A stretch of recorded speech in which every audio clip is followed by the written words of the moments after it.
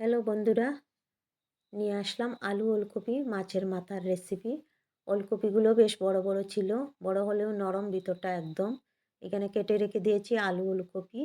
ফোড়নে দিয়ে দিলাম পেঁয়াজ কাঁচা লঙ্কা, দিয়ে কেটে রাখা আলু ওলকপিগুলো দিয়ে দিলাম, সাথে দিয়ে দিলাম নুন হলুদ লঙ্কার গুঁড়ো জিরার গুঁড়ো, দিয়ে নাড়াচাড়া করে 2-3 মিনিটের জন্য ঢেকে রেখে দেব।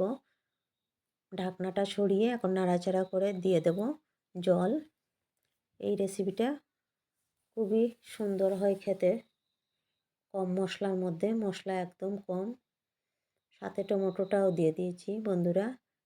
জল দিয়ে ঢেকে রেখে দিয়েছিলাম 4-5 মিনিট। আলুটা সিদ্ধ হয়ে গিয়েছে, আলু ওলকপি দুটোটা সিদ্ধ হয়ে গিয়েছে। এখন দিয়ে দিলাম ভেজে রাখা মাছের মাথা, দিয়ে একটু সময় ঢেকে রেখে দিলাম আবার 2-3 মিনিট।